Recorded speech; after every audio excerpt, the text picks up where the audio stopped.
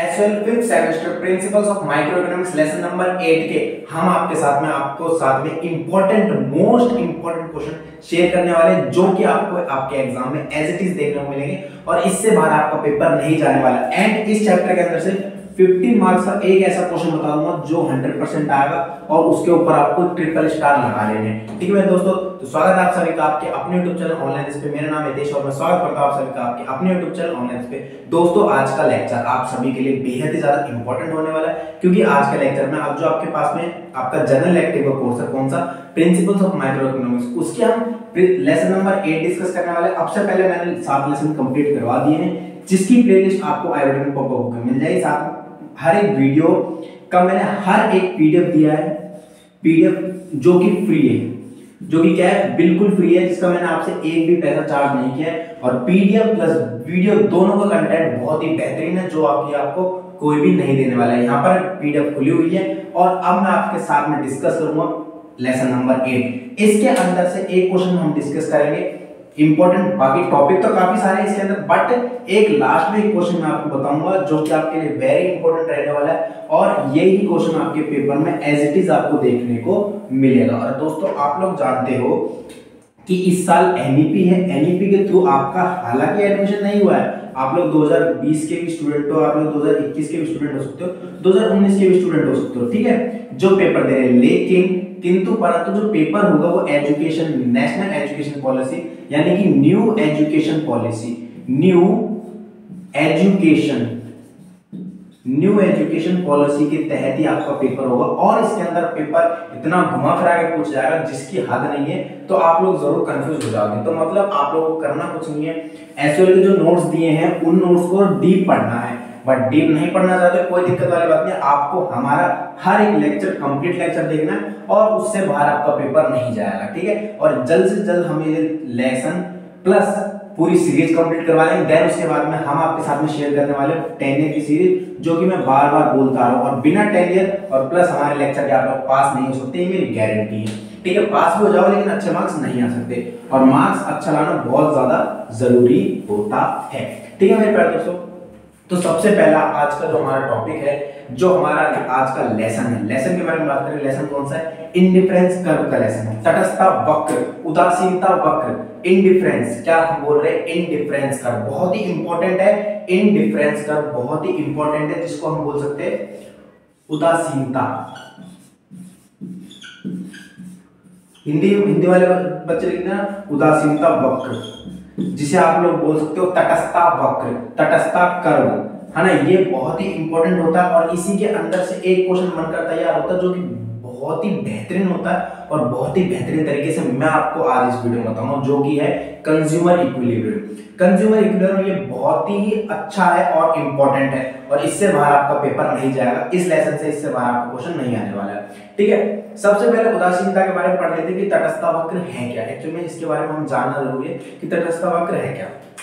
तटस्थता वक्र विश्लेषण सूक्ष्म अर्थशास्त्र में एक मौलिक अवधारणा, सूक्ष्म मतलब व्यष्टि यानी छोटे, यानी एक इंडिविजुअल पर्सन की अगर बात करें, हम एक इंडिविजुअल पर्सन की बात करें, हम पूरी इकोनॉमी को लेकर नहीं, सिर्फ एक इंडिविजुअल, एक एरिया, एक कस्बे, फिर एक गांव की इकोनॉमी को लेकर बात करें, तो वहां पर में एक मौलिक अवधारणा है जो हमें उपभोक्ता प्राथमिकता और विकल्पों को समझने में मदद करती है। मतलब उपभोक्ता की क्या प्राथमिकता है, वो किन चीजों को सबसे ज्यादा प्राथमिकता देता है, किन चीजों को सबसे ज्यादा प्रायोरिटी देता है, इसको हमें सीखने में मदद मिलती है।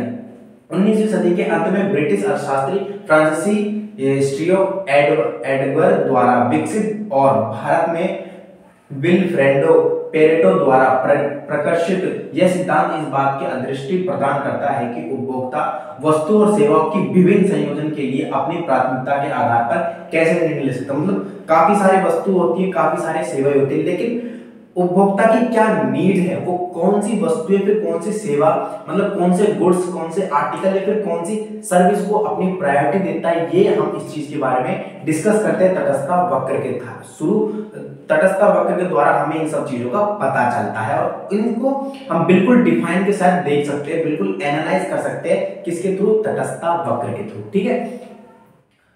उदासीनता वक्र को समझना, उदासीनता वक्र एक ग्राफिकली प्रतिनिधित्व यानी एक ग्राफिकली रिप्रेजेंट है, हम इसे ग्राफिकली रिप्रेजेंट करके दिखाते हैं कि तटस्थता वक्र होता कैसे। जैसे कि मैं आपको बता दूं, तटस्थ वक्र वाई एक्सिस, एक्स एक्सिस ये रहा, और तटस्थ वक्र आपका ये बजट लाइन होती है यहाँ पर, ठीक है, और ये तटस्थ वक्र होता है। और जहां पर बजट लाइन और तटस्थ वक्र आपस में कनेक्ट करते हैं वहां पर कंज्यूमर इक्विलिब्रियम होता है। वहां पर क्या होता है, कंज्यूमर इक्विलिब्रियम मींस उपभोक्ता संतुलन होता है कि जहां पर अपनी बजट के अकॉर्डिंग तटस्थ वक्र वहां पर मिल जाए, कितनी कमोडिटी वो ले ले अपने बजट के अकॉर्डिंग, वहां पर होता है क्या, इक्विलिब्रियम। ये चीज हम अभी आगे पढ़ेंगे, बट अभी हम जान रहे हैं कि तटस्थ वक्र होता कैसे। तटस्थ वक्र मैं आपको बना के दिखा देता हूं कि तटस्थ वक्र कैसा बनता है। तो तटस्थ वक्र सिंपल है, इसके अंदर कुछ ज्यादा इतना हुआ नहीं है बनाना, एक्स एक्सिस वाई एक्सिस, और दैट इज तटस्थ वक्र। ये आपका तटस्थ वक्र होता है जिसे हम बोलते हैं आईसी। इसे हम डिनोट करते हैं आईसी से इंडिफरेंस कर्व। क्या बोलते हैं, इंडिफरेंस कर्व। मेरे साथ साथ बोले इंडिफरेंस कर्व। क्या बोलते हैं, इंडिफरेंस कर्व, ठीक है। चलिए आगे बात करते हैं।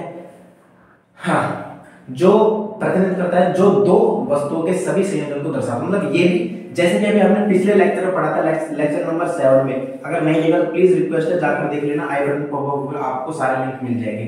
लेसन नंबर 2 के अंदर हमने पीपीसी पढ़ा था, लेसन नंबर 7 में हमने पीपीसी पढ़ा था, प्रोडक्शन पॉसिबिलिटी कर्व, ठीक है।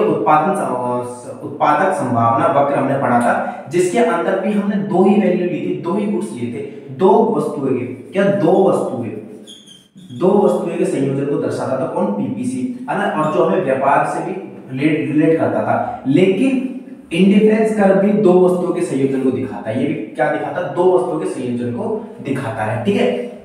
आगे बात करते हैं, जो उपभोक्ता को समान स्तर की संतुष्टि और उपयोगिता प्रदान करते हैं। मतलब समान स्तर की संतुष्टि और उपयोगिता प्रदान करते हैं। नहीं भाई, अगर 100 रुपए का माल हमने खरीदा है तो क्या 100 रुपए की संतुष्टि हम ले पा रहे हैं या नहीं, ये चीज कौन दिखाता, इंडिफरेंस कर्व और पीपीसी कर्व, दोनों ये चीज दिखाते हैं, ध्यान रखना, ठीक है। और उपभोक्ता संतुलन या पीपीसी आपसे पूछा जा सकता है या फिर आईसी से पूछा जा सकता है, लेकिन पूछा जरूर जाएगा, और दोनों ही इंपॉर्टेंट है। उपभोक्ता किसी विशेष उदासीनता वक्र पर किसी भी बिंदु के बीच उदासीन है क्योंकि वह इन बिंदुओं को समान रूप से वांछनीय मानते हैं। उदासीनता वक्र आमतौर पर नीचे की ओर झुके होते हैं। ये देखो बिल्कुल नीचे की ओर ही झुके होते हैं, ये नीचे की ओर झुके होते हैं उदासीन वक्र, ठीक है। उदासीन वक्र जो कि आईसी कर्व, इंडिफरेंस कर्व, सारे के सारे नीचे की ओर झुके होते हैं, हाँ, क्योंकि वे इन बिंदुओं को समान रूप से वांछनीय नहीं कर पाते। उदासीन वक्र आपस में आमतौर पर नीचे की ओर झुके होते हैं, जो प्रतिस्थापन की घटती सीमांत दर के सिद्धांत को, मतलब negative MRS, marginal rate of substitution, बहुत ही इंपॉर्टेंट पॉइंट है और 8.5 मार्क्स का क्वेश्चन पूछ जाता है। ये 8.5 मार्क्स का क्वेश्चन पूछ जाता है, इसलिए कह रहा हूं अभी स्टार लगा लो इस क्वेश्चन पर। एमआरएस जीएस मूवी याद आ गई होगी आपको, अगर आपने देखी है तो एमआरएस बहुत ही अच्छा है और बहुत ही इंपॉर्टेंट टॉपिक है एमआरएस, ठीक है। इसको ध्यान रखना है। ये अगर इसका रूल नहीं पता तो आप लोग कंज्यूमर थ्योरी नहीं जानते, समझ पाए। उदासीनता वक्र के गुण बारे में चलिए अब हम बात कर लेते हैं। अब हमारा यहाँ पर हमने इंट्रोडक्शन खत्म किया, अब हमारा चैप्टर यहाँ से शुरू होता है कि चैप्टर के अंदर क्या है। सबसे पहला कि भाई कैरेक्टरिस्टिक्स क्या है इसकी, बेनिफिट्स क्या है, जो कि हमारे इंडिफरेंस कर्व है इसका क्या बेनिफिट है, ये हम सबसे पहले जान लेते हैं, ठीक है। तटस्थ वक्र के गुण हम लोग देख लेते हैं कि तटस्थ वक्र के गुण क्या क्या होते हैं। पहला गुण है नीचे की ओर ढलान। बिल्कुल अभी हमने बताया कि इसका जो ढलान होता है वो बिल्कुल नीचे की ओर होता है, ऐसा होता है। ये आपका आईसी होता है, ठीक है।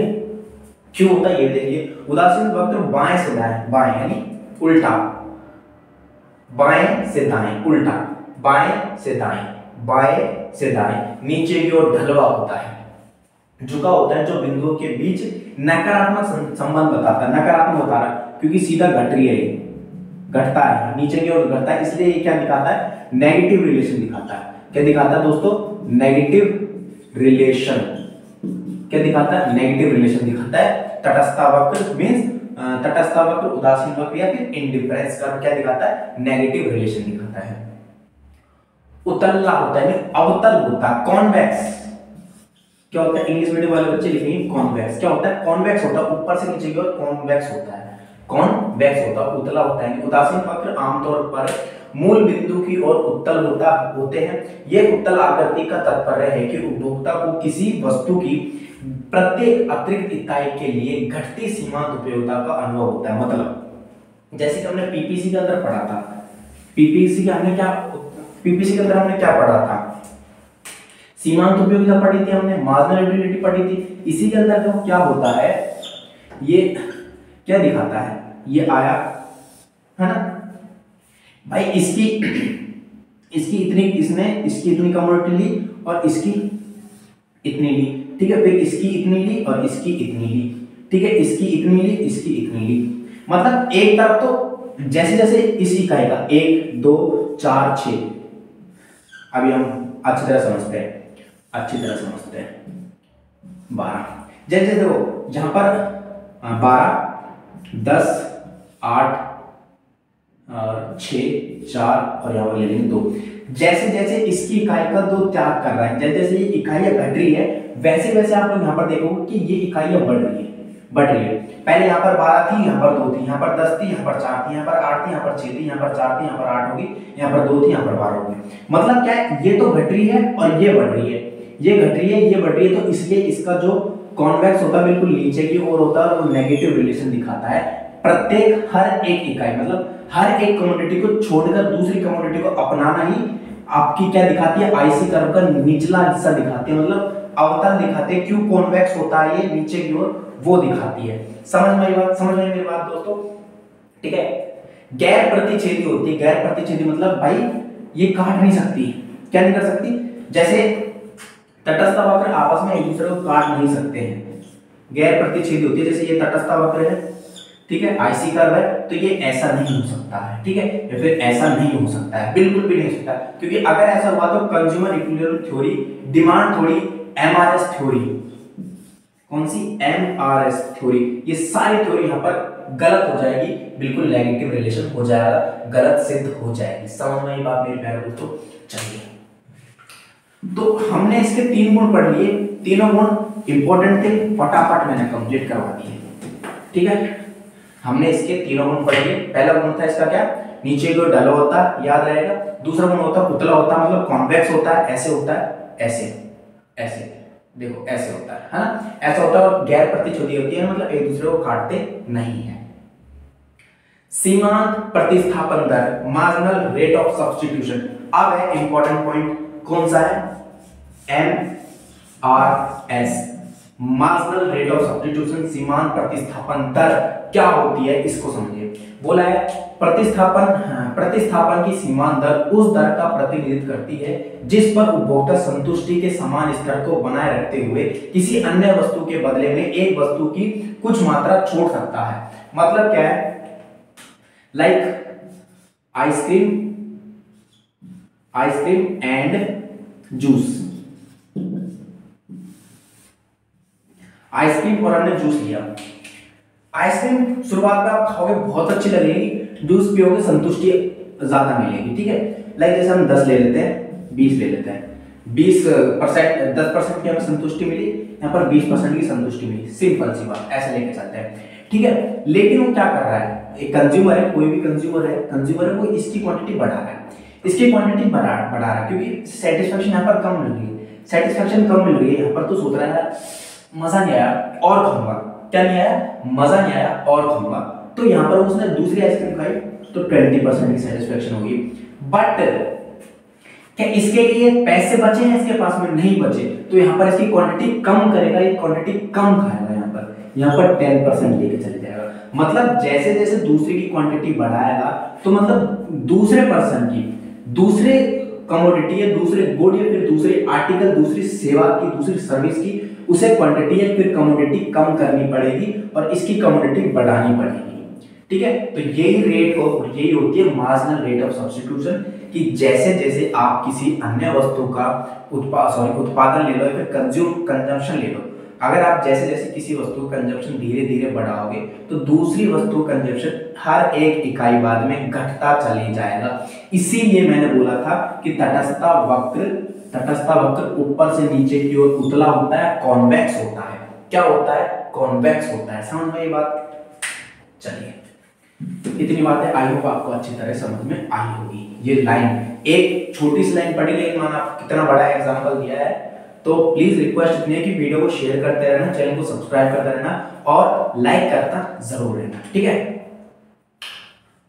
हाँ, सामान्य स्तर पर बनाए रखते कुछ अन्य वस्तु के बदले में एक वस्तु की कुछ मात्रा छोड़ सकती है। गणितीय रूप से एमआरएस किसी दिए गए बिंदु पर उदासीनता वक्र के ढलान का पूर्ण मूल्य होता है। बिल्कुल उदासीन, जैसे कि मैंने अभी बताया था कि भाई ये जो इसका ढलान है ना, किसका, एमआरएस का, वाई एक्सिस और एक्स एक्सिस। जो एमआरएस है ना, जो तटस्थ वक्र है हमारा, जो तटस्थ वक्र है, जो इसका ढलान है आईसी का, आईसी जो इसका ढलान है वो किस पर डिपेंड करता है, एमआरएस पर। किस पर डिपेंड करता है, एमआरएस पर। इसका जो ढलान, इसका जो ढलान है वो किस पर डिपेंड करता है, एमआरएस पर। इसी के कारण ये नीचे की ओर क्या होती है, डाउनवर्ड क्या होती है, कॉन्वेक्स होती है। डाउनवर्ड आईसी का क्या होता है, डाउनवर्ड कॉन्वेक्स होता है। क्या होता है, डाउनवर्ड कॉन्वेक्स होता है। क्या होता है, डाउनवर्ड कॉन्वेक्स होता है। समझ में आई बात। इतना अच्छा लेक्चर दे दूंगा दोस्तों, इतना अच्छा चीज बता दूंगा आपको जिसकी कोई हद नहीं है। चलिए आगे बात कर लेते, क्या बोला है, उपभोक्ता संतुलन। यस, अब मेन टॉपिक के ऊपर बात कर लेते हैं, उपभोक्ता संतुलन। अभी तक जो मैंने दोनों टॉपिक आपको समझाए, आईसी कर्व और एमआरएस, दोनों समझना बहुत ज्यादा जरूरी था, क्योंकि अगर एमआरएस का रूल आप जान गए ना तो 100% आपको उपभोक्ता संतुलन समझने में, कंज्यूमर इक्विलिब्रियम समझने में कोई दिक्कत नहीं आने वाली है। समझ में आई बात। चलिए, बोला है उपभोक्ता संतुलन तब होता है जब वस्तु की, उपभोक्ता के बजट की कमी और वस्तुओं की कीमतों को देखते हुए संतुष्टि यानी उपयोगिता का उच्चतम स्वभाव स्तर प्राप्त होता है। यस, बहुत बढ़िया। मतलब भाई हर एक कंज्यूमर ये चाहता है कि भाई उसके पास में अगर पैसा कम है, अगर उसके पास में बजट कम है और किसी वस्तु की कीमत हाई है, और तब भी वो उस वस्तु को कंज्यूम कर ले, वो वस्तु उसे खाने को मिल जाए, फिर कंजप्शन के लिए मिल जाए, तो उसकी सेटिस्फैक्शन नेक्स्ट लेवल की होगी, बहुत ही नेक्स्ट लेवल की। और वो सेटिस्फाइड हो जाएगा कि वो सोचेगा यार मेरे पास इतना कम बजट था, लेकिन मैंने इतनी ज्यादा चीज वाली वस्तु का कंजम्पशन किया, इतनी ज्यादा चीज वाले, इतने ज्यादा हाई प्राइस वाले वस्तु का हमने कंजम्पशन कर लिया। तो यहाँ पर यही बात बोली गई है, ठीक है। संतुलन पर बजट बाधा यानी मूल्य अनुपात का ढलान उदासीनता वक्र के ढलान के बराबर होता है। उपभोक्ता की प्राथमिकता और बजट की कमी के बीच यह संतुलन एक इष्टतम उपभोग बिंदु की ओर ले जाता है। चलिए समझो, इस वाले चैप्टर में आपको ये बार बार पढ़ाऊंगा, क्योंकि तभी इसका ये चैप्टर पूरे इसी ग्राफ के ऊपर डिपेंड करता है, एक्स एक्सिस। देखिए जो बजट लाइन होती है ऊपर से नीचे की ओर जाती है। अरे शिट यार, क्या बना दिया मैंने, सॉरी गाइस।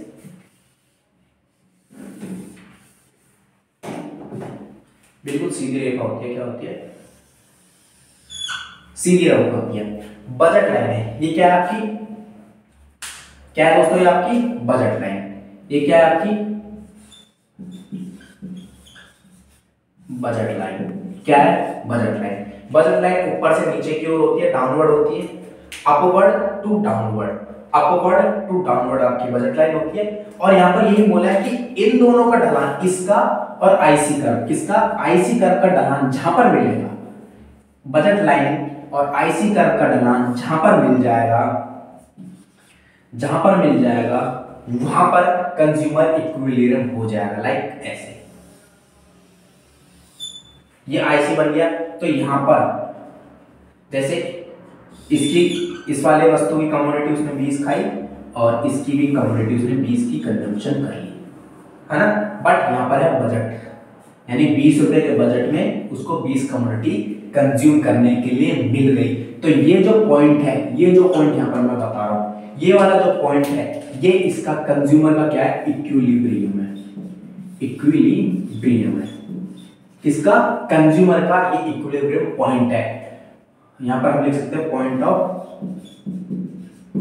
जैसे चीज मैं आपको बता रहा हूं ना, जैसे जो चीज मैं आपको लिख रहा हूं ना यहां पर, एग्जैक्ट एक से एक पॉइंट आपको बिल्कुल एज इट इज पॉइंट आपको पेपर में लिख जाने हैं। Point of equilibrium. समझ में आई मेरे प्यारे भाइयों, समझ में आई? कट मत करो वरना समझ में नहीं आएगी। बहुत इंपॉर्टेंट चीज आपको बता रहा हूँ, कोई नहीं बताया, गारंटी दे रहा हूँ, कोई भी नहीं बताएगा। ठीक है, ये आईसी कर्व है। ठीक है, लेकिन यहाँ पर इसके अंदर 3 कर्व बनते हैं। एक कर्व कैसे बनता है इसके अंदर? एक कर्व यहां से बनता है इसका, जो बजट लाइन को ऐसे काटता हो जाता है, जो बजट लाइन को ऐसे काटता हो जाता है। तो यहाँ पर क्या होता है कि भाई एक तरफ तो उसका बजट था 90, यहाँ पर भाई मतलब किसी चीज की प्राइस 90 है और कमोडिटी वो कितनी खा पा रहा है इसके, यहाँ पर मान के चलो यहाँ पर उसकी कमोडिटी 10 ही खा पा रहा है। नुकसान है, समझ में एक बात, नुकसान है कि नहीं है? बिल्कुल है। तो यहाँ पर भी कंज्यूमर इक्विलिब्रियम तब होगा तटस्थता वक्र की सहायता पर जब बजट लाइन को आईसी कर्व स्पर्श करेगा, जिस बिंदु पर स्पर्श करेगा, जिस एक बिंदु पर, क्या कह रहा हूं, जिस एक बिंदु पर स्पर्श करेगा वो आपका होगा पॉइंट ऑफ इक्विलिब्रियम। ठीक है, पॉइंट ऑफ इक्विलिब्रियम वो आपका कहलाएगा। समझ में एक बात, पॉइंट ऑफ इक्विलिब्रियम वो आपका कहलाएगा कि जिस पॉइंट पर आईसी और बजट लाइन टच होगी आपस में। यहाँ तो 2 जगह से काट रही है, 2 जगह से काट रही है, तो ये आपका संतुलन नहीं कहलाएगा। समझ में मेरी बात दोस्तों? तो ये इसकी पूरी थ्योरी में बोला गया था। ठीक है, अब और चीजों के बारे में अब हम जानते आगे और नंबर लेने की कोशिश करते हैं। क्या इसके अंदर से और नंबर बन सकते हैं या फिर और क्वेश्चन इसके अंदर से बन सकते हैं या नहीं, ये भी हम अब देख लेते हैं। तो दोस्तों आई होप आपको यहाँ तक एमआरएस और तटस्थता वक्र सारा अच्छी तरह समझ में आ गया होगा। ठीक है, उपभोक्ता संतुलन की मैंने डेफिनेशन भी आपको बता दी, ये भी आपको समझ में आ गई होगी। आई होप अगर समझ में आई है प्लीज लाइक कर दो, कमेंट कर दो, चैनल को सब्सक्राइब कर दो, अब भी सब्सक्राइब कर दो। अब दिल थाम के बैठना क्योंकि अब आ रहा है सबसे important triple star 100% plus BIP question. जितने भी 5th सेमेस्टर वाले बच्चे हैं, स्टूडेंट है, वो मेरे इस डायलॉग को जानते हैं। जो अब क्वेश्चन आ रहा है, क्वेश्चन नंबर 1, जो आपका होगा 100% plus VIP plus most repeated question, जो कि आपका होगा, दिल थाम के बैठना, 15 मार्क्स का। एंड अब आपको यहाँ पर लगाना है ट्रिपल स्टार। अब आपको यहाँ पर लगाना है दोस्तों ट्रिपल स्टार, क्योंकि ये है इस पूरे चैप्टर का निचोड़, इस पूरे चैप्टर का बेस।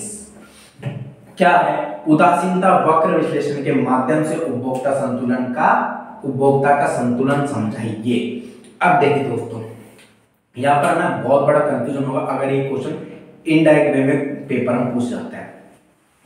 जैसे आपको एक कोई केस दे दिया, कुछ भी केस दे दिया, मान लो ये कमोडिटी, एक पर्सन है जो इसकी इतनी कमोडिटी खाता है, इस वस्तु की इतनी कमोडिटी खाता है, तो आप लोग हमें बताइए कि उपभोक्ता अपना संतुलन किस जगह पर, किस बिंदु पर प्राप्त करेगा। बस आपको इतना बोलते, सिर्फ आपको इतना बोल दिया।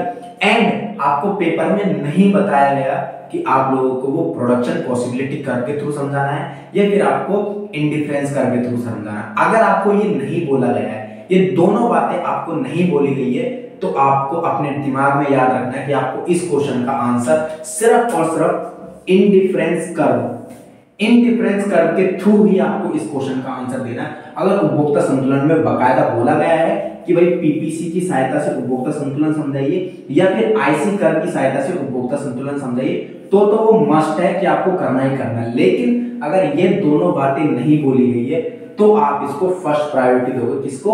आईसी कर्व के ही थ्रू आपको समझाना है, क्योंकि सबसे आसान और सबसे जेन्युइन तरीका है आईसी कर्व के थ्रू किसको समझाना? उपभोक्ता के संतुलन को समझाना। ठीक है, इसलिए मैंने जानबूझ के, क्या कह रहा हूं, जानबूझ के आपको ये बात बताई भी है और पीडीएफ नोट्स में डालिए कि तटस्थ उदासीनता वक्र विश्लेषण के माध्यम से उपभोक्ता का संतुलन समझे। इसलिए मैंने जानबूझ के बात यहाँ पर लिखी है। ठीक है, अब पढ़ते हैं, बट टॉपिक डाल लेते हैं क्या? संतुलन। टॉपिक क्या डाल लेते हैं?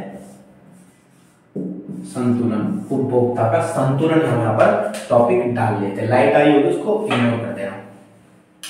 संतुलन शब्द का प्रयोग आर्थिक विश्लेषण में अक्सर किया जाता है। यह आराम की अवस्था या बिना किसी परिवर्तन की स्थिति है जो किसी स्थिति में अधिकतम लाभ प्रदान करती है।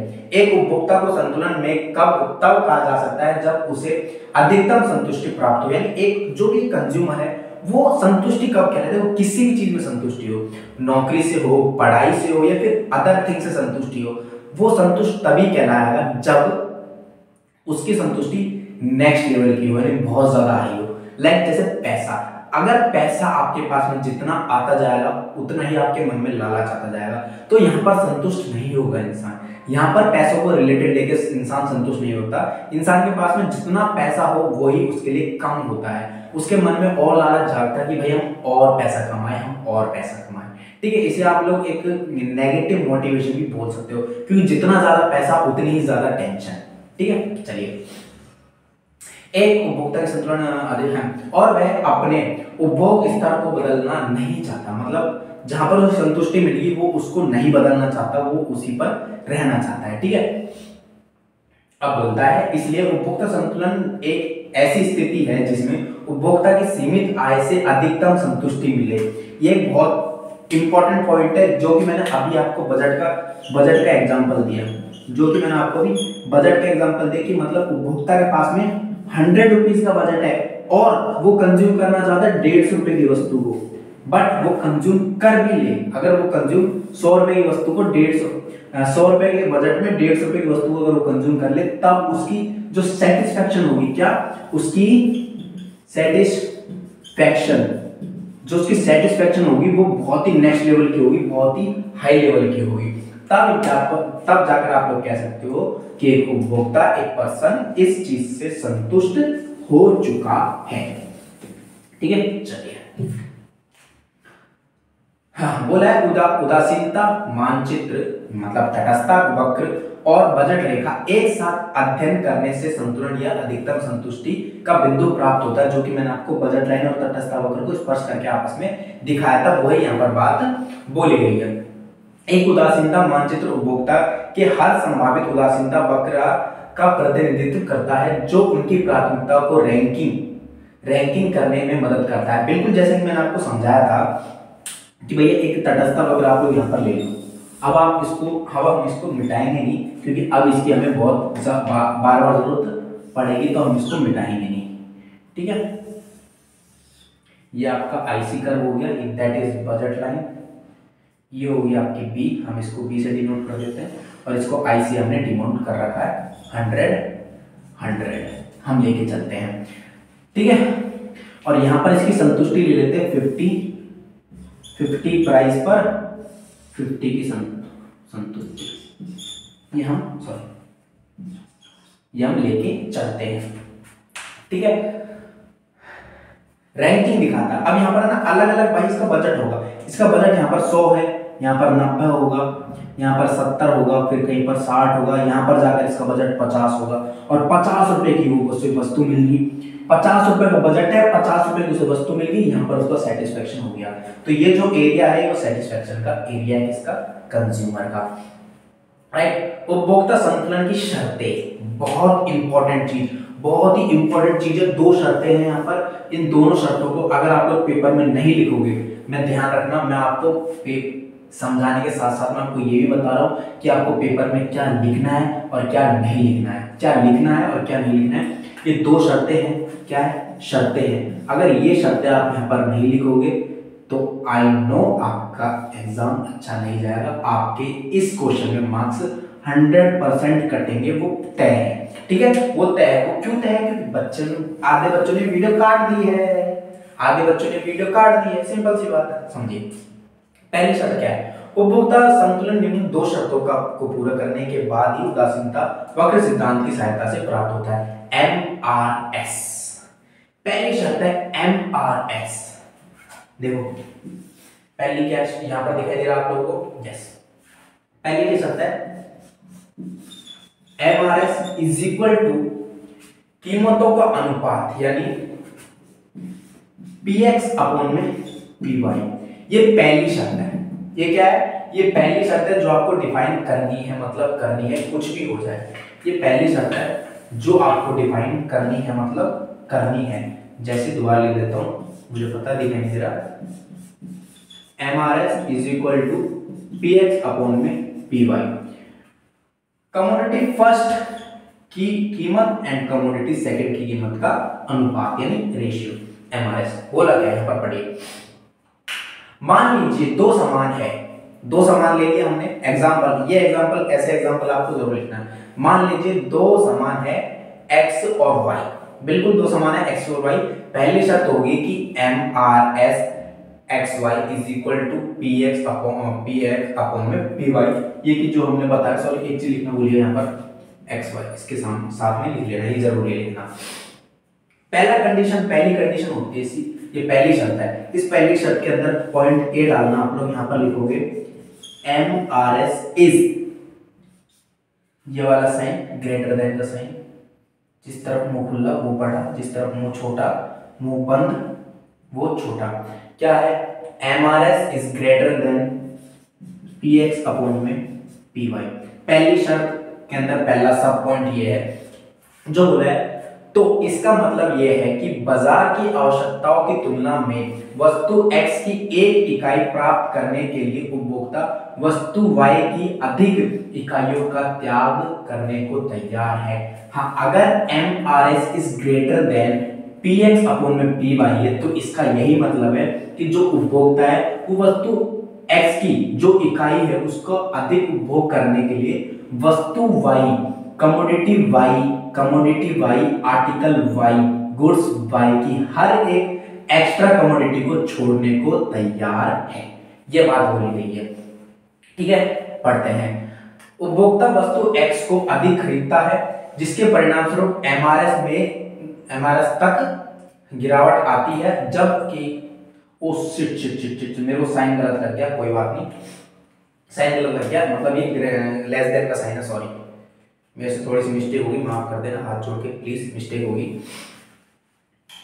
जबकि यह फैक्टर के बराबर ना हो जाए और संतुलन प्राप्त ना हो जाए। बिल्कुल यहाँ पर संतुलन नहीं हो सकता, यहाँ पर संतुलन नहीं हो सकता। इस स्थिति में संतुलन नहीं हो सकता कि भाई MRS तो घट रही है और यहाँ पर एक कम्युनिटी आप ज्यादा खा रहे हो, एक कम्युनिटी कम कर रहे हो, नहीं, ये आपका संतुलन स्तर नहीं है। संतुलन स्तर तब होगा जब MRS marginal rate of substitution XY is equal to होगा PX अपॉन PY के, यानी इसकी भी कम्युनिटी वो समान खाए और इसकी कम्युनिटी वो समान हो, यानी ये कम्युनिटी का भी समान, मतलब इन दोनों कम्युनिटी का कंज्यूम बिल्कुल इक्वल करे। क्या करें? बिल्कुल इक्वल करे। क्या करें? बिल्कुल इक्वल कंजप्शन करें। ठीक है। दूसरी है ऐसे, इसका उल्टा है दूसरा, MRS is greater than PX upon PY। ये लेस देन था, ये ग्रेटर देन है, सॉरी, ठीक है। चलिए, इसका मतलब है कि बाजार की आवश्यकताओं की तुलना में वस्तु X की एक इकाई प्राप्त करने के लिए उपभोक्ता वस्तु Y की इकाई का त्याग करने को तैयार है। बिल्कुल तैयार है। ठीक है। यह स्थिति उपभोक्ता को वस्तु Y की कम और वस्तु X की कम और वस्तु Y की अधिक इकाई के लिए प्रेरित करती है। बिल्कुल उल्टा है, यहाँ पर इसको ज्यादा खा रहा था, इसको कम करता, इसको कम कर रहा था तो इसको ज्यादा खाएगा, इसकी कम्युनिटी ज्यादा लेगा, है ना। बट मैं बता रहा हूं, क्या ये शर्त दोनों सही है? बिल्कुल भी नहीं, ये शर्त भी आपकी गलत होगी। क्या होगी? ये शर्त भी यहाँ पर आपकी गलत है, बिल्कुल गलत है। ठीक है, क्योंकि ये यहाँ पर MRS बढ़ रही है, यहाँ पर MRS घट रही है। लेकिन शर्त क्या होनी चाहिए भैया? शर्त क्या होनी चाहिए कि MRS इज इक्वल टू हो किसके? PX अपॉन PY के। ये शर्त है। ये तो हमने इसके सब पॉइंट्स बताए हैं जो आपको एग्जाम में बताना मस्ट है। मस्ट क्या लिख रहा हूं? मस्ट बताना है तो बताना है ये दोनों पॉइंट। समझ में आई? मैं तो मुजवानी बताई है, PDF में पूरा लिखा हुआ है, PDF में पूरा अच्छी तरह से लिखा हुआ है, तो मैंने तो मुजवानी बताई, तो इसको तो समझना, बट PDF को पढ़ना, तो ये बात आपको ज्यादा क्लियर होगी। समझ में एक बात चाहिए।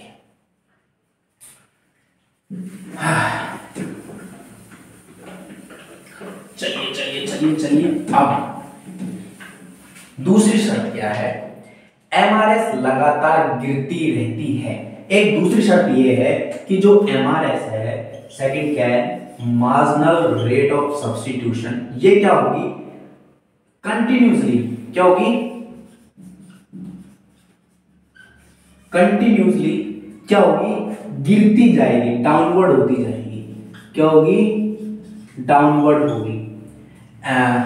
क्या है, एमआरएस लगातार गिरती रहती है। मतलब उपभोक्ता के संतुलन के लिए एक और शर्त यह है कि संतुलन बिंदु पर प्रतिस्थापन की सीमांत दर कम होनी चाहिए। बिल्कुल, प्रतिस्थापन की सीमांत दर, ये आईसीए यहाँ पर घट रहा है ना, ये क्यों घट रहा है, एमआरएस के कारण। क्यों घट रहा है, मैंने क्या बताया था, आईसी किस पर निर्भर करता है, एमआरएस पर निर्भर करता है। तो क्यों कंफ्यूज हो रहे हो मेरे भाई, क्यों कंफ्यूज हो रहे हो, एम आईसी कर्व किसके ऊपर डिपेंड करता है, एमआरएस के ऊपर डिपेंड करता है। तो ये यहाँ पर घट रही है, ये यहाँ पर घट रही है। तो जहां पर बजट लाइन से टच हो जाएगी, ये बजट लाइन से टच होगी और ये आपका क्या होगा, संतुलन होगा। ये आपका क्या कहलाएगा, संतुलन कहलाएगा। समझ में आई बात, चलिए। हाँ, संतुलन सरल शब्दों में संतुलन एक बिंदु पर उदासीन वक्र मूल बिंदु की ओर उत्तल होगा।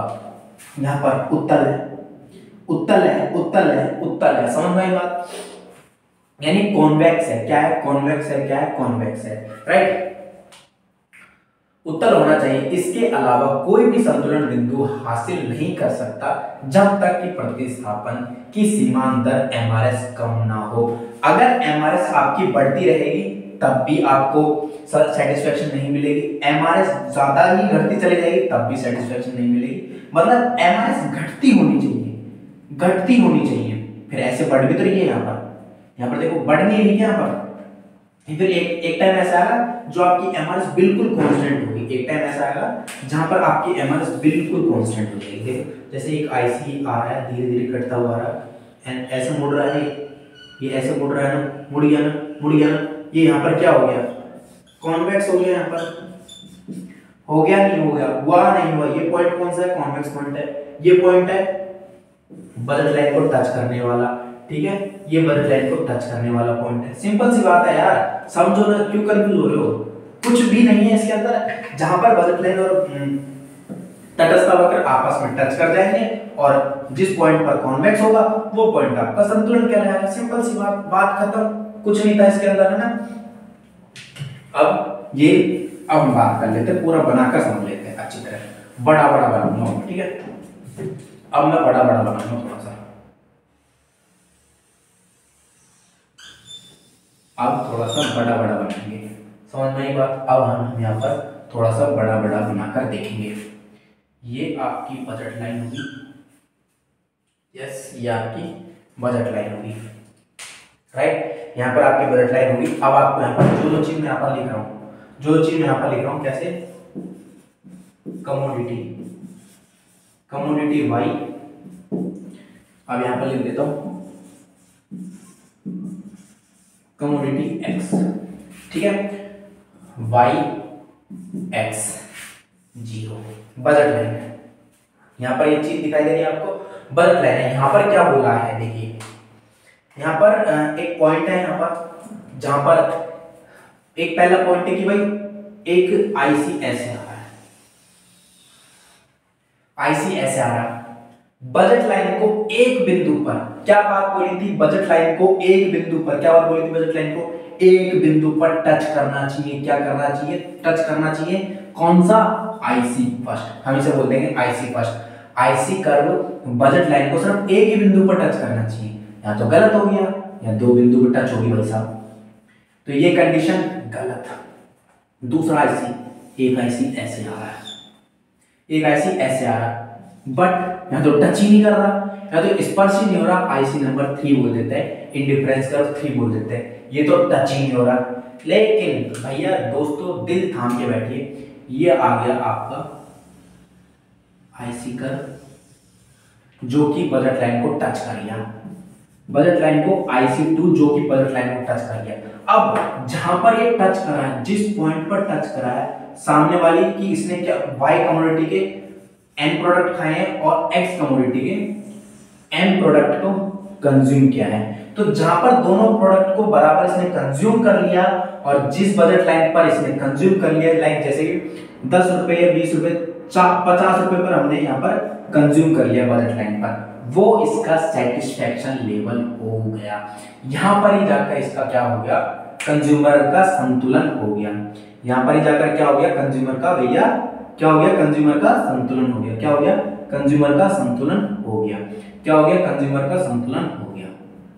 ठीक है, जहां पर आईसी कर्व आपस में बजट लाइन को एक बिंदु पर, ओनली एक बिंदु पर टच करेगा, वही क्या होगा, आपका क्या होगा, संतुलन होगा। दूसरा MRS, marginal rate of substitution, घटती हुई होनी चाहिए, पहली शर्त।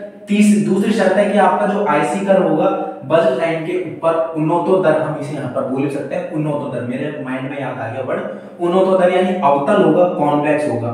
यहाँ पर क्या है ये, यहाँ पर क्या है, ये कॉन्वेक्स है।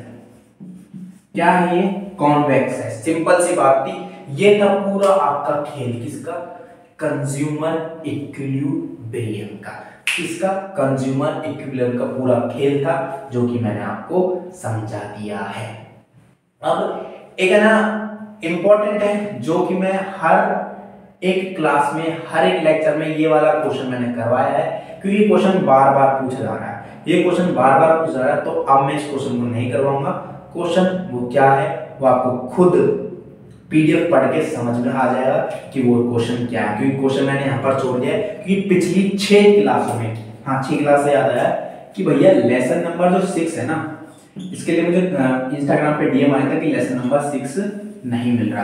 पहले बता तो मुन्ना कि है ना, वीडियो को आप लोग अगर पूरी नहीं देखोगे तो आपको क्या समझ में आया कि लेसन नंबर 6 कराया या नहीं कराया।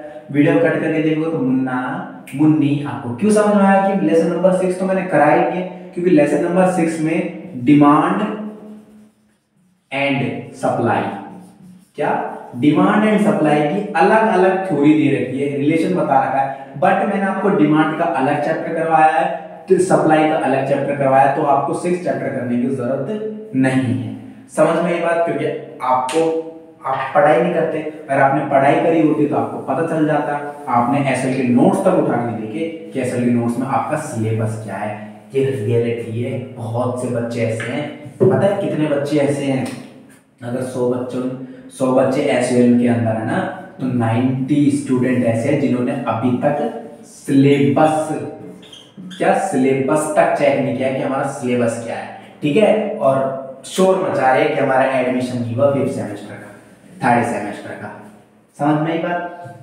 तो ये पूरी थ्योरी थी दोस्तों, जो कि मैंने आपको बहुत ही ईमानदारी से, बहुत ही एनर्जी के साथ में, बहुत ही बेस्ट तरीके से, बेस्ट वे में और बहुत ही आसान तरीके से पीडीएफ की मदद से समझाकर, पढ़कर, पहले वर्डिंग पढ़ी है कि उसके अंदर क्या वर्डिंग लिखी है, उसी वर्डिंग को बोर्ड पर समझाया है। हर एक टीचर ऐसे ही करता है। आप लोग अगर इकोनॉमिक्स को के साथ खेलना चाहते हो ना, तो पहले उसे पढ़ो, फिर उसे अपनी कॉपी में उतारो, ग्राफिकली रिप्रेजेंट करो कि इसमें थ्योरी में क्या बोला है, उसे प्रैक्टिकल लगाओ, तब जाकर आपकी इकोनॉमिक्स अच्छी होगी। जब तक आप लिख के प्रैक्टिस नहीं करोगे, आप लोग इकोनॉमिक्स में मार्क्स नहीं ला सकते। तो जो ये पीडीएफ आपको मिल जाए, क्वेश्चन नंबर डालना, उसका आंसर लिखना, पहले आंसर को 2-3 बार मन में पढ़ना, ऐसे मन में पढ़ना जैसे मैं अभी बोल रहा हूँ, तो मेरी आवाज मेरे कानों तक, मेरे मन को जा रही है और मेरे सबकॉन्शियस माइंड को याद हो रही है कि मैंने क्या क्या बातें बार बार आपको बोल रहा हूँ। ठीक है, तो आपको क्या करना है, क्वेश्चन पढ़ना है, आंसर पढ़ना है, बोल बोल के पढ़ना है, देन उसको कॉपी में उठा के लिख के प्रैक्टिस करनी है, ताकि आपका आंसर आपके हाथ को याद हो। आपके माइंड को याद हो या ना हो वो एक अलग बात है, लेकिन आपके हाथ को जरूर याद हो जाएगा। तो जैसे ही आपका हाथ या आपकी आंखें आपके एग्जाम में उस क्वेश्चन को देख लेगी, आपका हाथ अपने आप चलेगा। आप लोग कंट्रोल नहीं कर सकते अपने हाथ को, अपने आप आपका हाथ चलेगा अगर आपने वाक्य में प्रैक्टिस की है लिख के, अदरवाइज आप लोग फेल हो जाओगे, मुझे माफ कर देना।